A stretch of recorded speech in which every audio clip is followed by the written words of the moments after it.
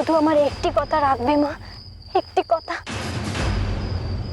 কি কথা? এই কঠিন পথে চলার সময় তুমি আমার সাথে থেকো, থাকবে মা? বলো, সেই ছেলেবেলার মতন আমার সঙ্গে আর ছলনা করবে না? আমায় তুমি ঠকাবে না মা, ঠকাবে না?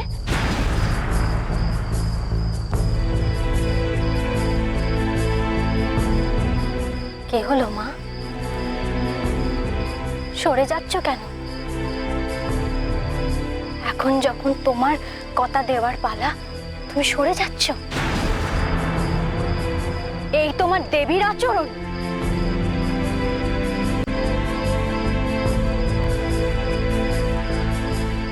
আমি তোমার সহায় হয়ে থাকবো বেহুলা, তবে তবে তবে কি মা?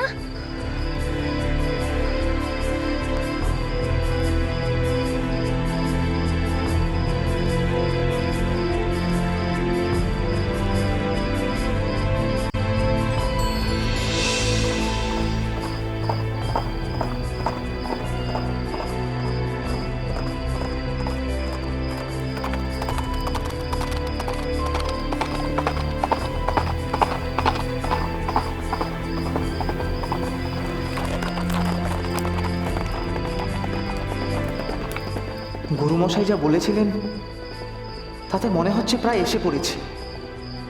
এই পথের শেষেই উজানিনগরের সীমানা। কিন্তু কিন্তু যত এগোচ্ছি তত বেশি অস্থির লাগছে। পথের প্রান্তে কি অপেক্ষা করছে আমার জন্য ঈশ্বরই জানেন। কি দেখবো ওখানে পৌঁছে? বেহুলার ধ্যান কি ভেঙেছে?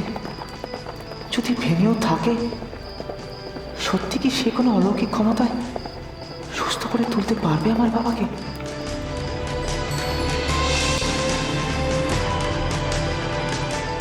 তবে কি মা, ভক্তের ইচ্ছা পূর্ণ করার জন্য আবার কোনো শর্ত রাখবে তুমি?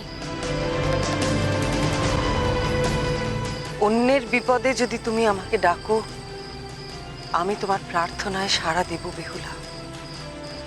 যদি অন্যের মঙ্গল কামনা করো তুমি, আমি তোমার সহায় থাকব। তবে যদি তোমার নিজের জন্য আমার সহায়তা চাও, আমি তোমাকে তা দিতে পারবো না বেহুলা। নিজের প্রয়োজনে? না, নিজের জন্যে কখনো কিছু চেও না তুমি,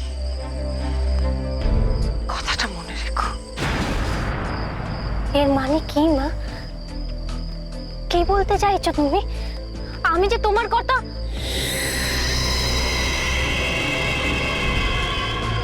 মা,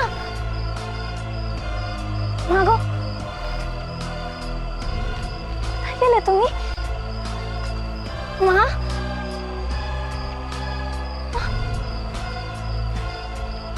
কোথায় গেলে তুমি?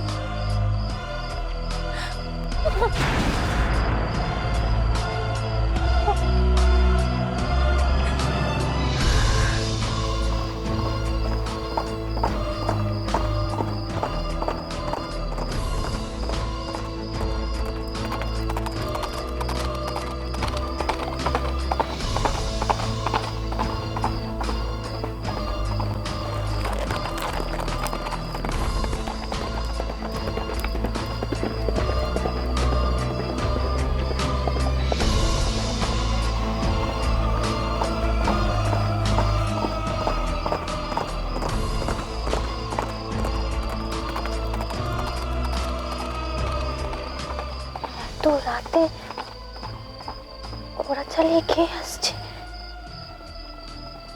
তাও তো কোনো জনমানব নেই। ঘোড়া চালিয়ে আসছে মানে নিশ্চয় কোনো পুরুষ মানুষ। না, আমি তো তার সঙ্গে যেতে পারি না। না, আমি যাবো না, আমি যাবো না।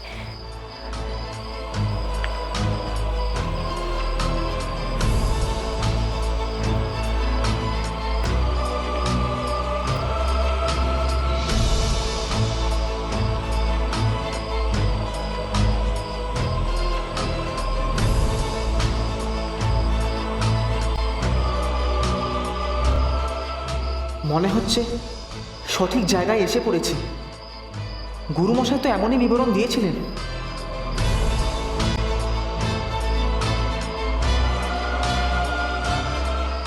হ্যাঁ হ্যাঁ হ্যাঁ, এই সেই তপভূমি। ওই তো ওখানে তপস্যার আসন।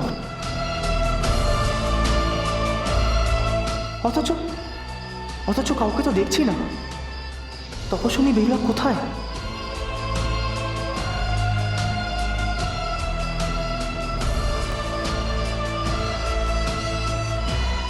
সে নাকি তপের আসন ছাড়া কোথাও ওঠে না। তাহলে কোথায় গেল সে?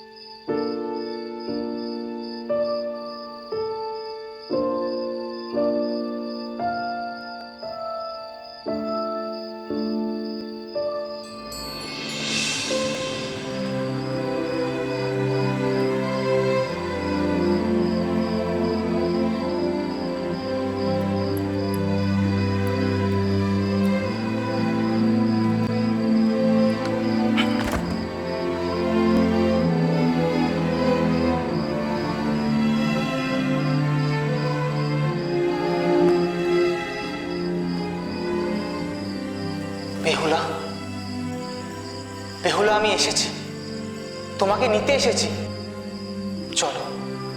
চলো আমার সাথে।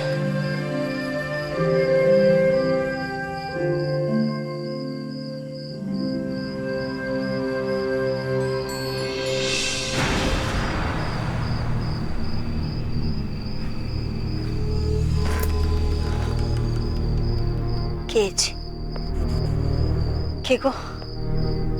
কে? আমার বাচ্চার কাছে কে আছে এই গহীন রাতের আঁধারে? কে কে? আমার বাচ্চা একেবারে একা, কে রক্ষা করবে ওকে?